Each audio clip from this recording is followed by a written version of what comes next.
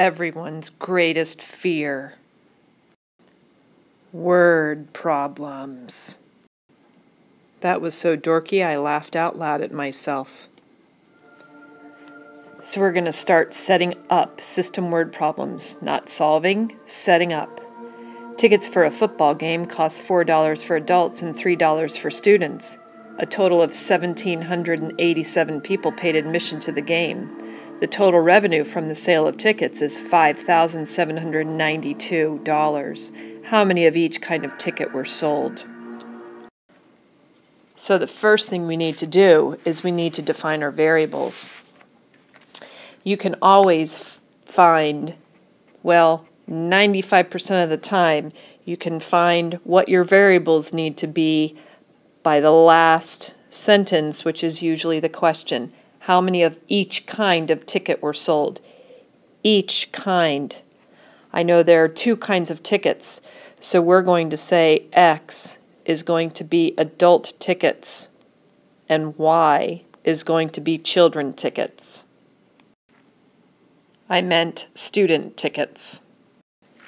The problem is my definition right now of my variables doesn't tell me anything about them. Adult tickets what? Adult tickets prices? Adult tickets sold? Adult tickets what? So I must put what's called a quantifier in there.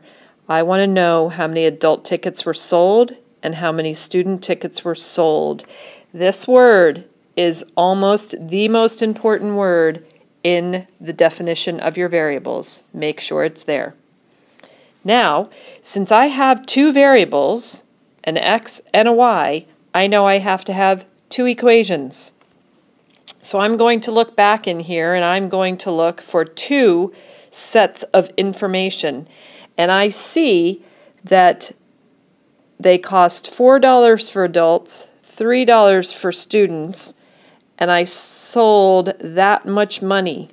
Money must go with money. So $4 for adults plus $3 for the number of students tickets sold got me a total of $5,792. I don't ever put the dollar sign in until the end when I'm solving and I get an answer. The other piece of information they tell me is a total of that much were sold. So the number of adult tickets plus the number of student tickets total sold was 1,787. And I have set up my word problem. Second example. Zach has 24 coins in quarters and dimes. The total value is $4.95. How many quarters and how many dimes does he have? So, again, we're going to define our variables, and if you see in the last line, how many quarters and how many dimes does he have? Those are going to be my variables. So I have that X is going to be the number of quarters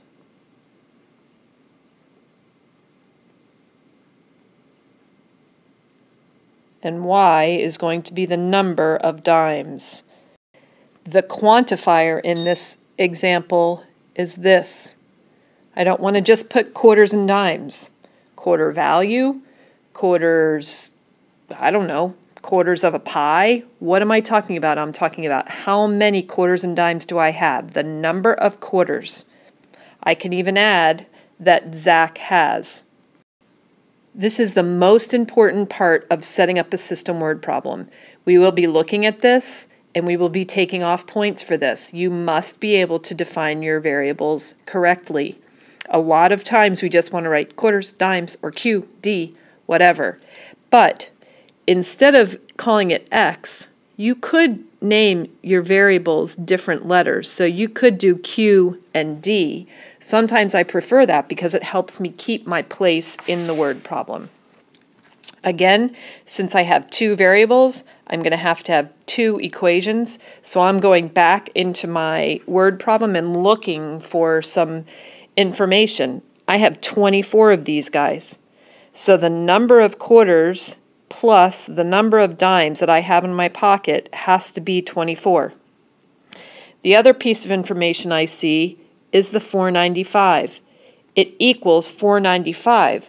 Well, I can't write X plus Y equals $4.95 because the number of quarters plus the number of dimes doesn't equal 4.95. I can't have 0.95 of a coin.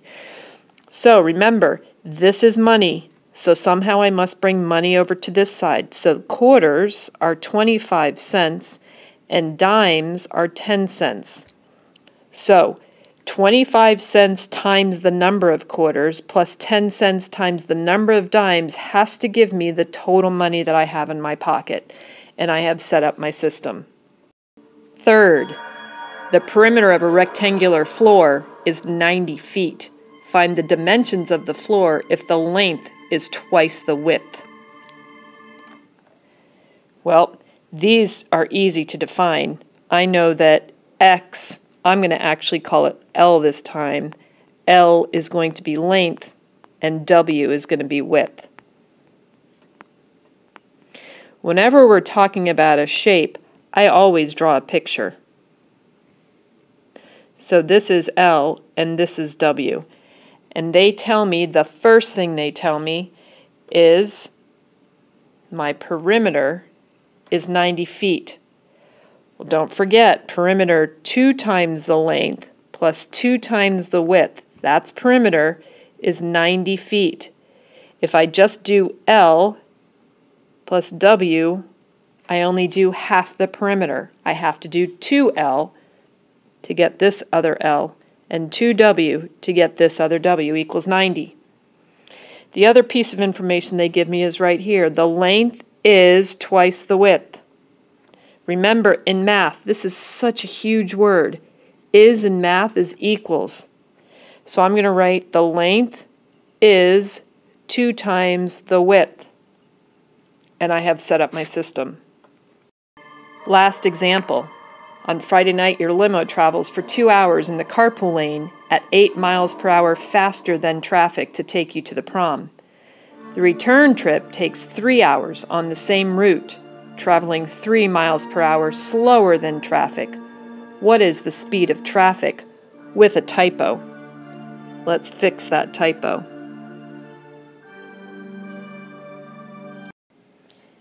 Before we get started, I'm going to change this word to homecoming.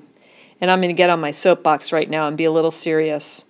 I've gone to one too many funerals of students that have died due to drunk driving or driving under the influence of something. So right now, please make a commitment to yourself, to your parents, to your friends, that homecoming that's coming up, you will not drink, you will not do drugs, you will just have a great time at the dance and at your dinner and at the after, whatever you do.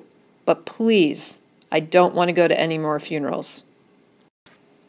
So how do we solve this problem? We start by identifying our variables. Here's my question. What is the speed of the traffic? All right, well, T is going to be the speed of the traffic.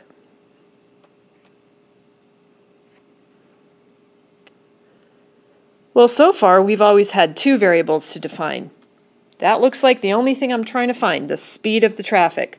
But I do have 2 routes. Okay?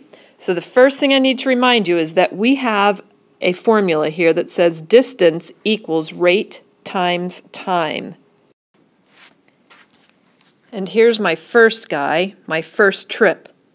My limo travels for 2 hours in the carpool lane, 8 miles faster than traffic.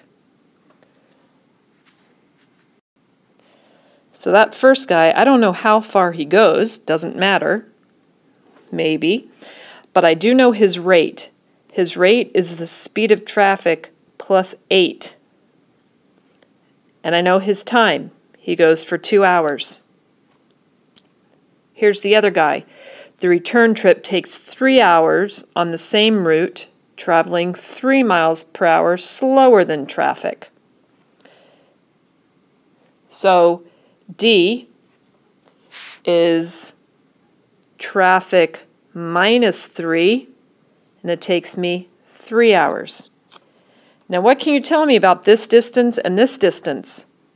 The distances are equal, aren't they? So I don't care that these are the same variable in these two equations. This is traveling to the prom, this is traveling from homecoming. Excuse me. I have set up my equation. Hope you guys have a nice night.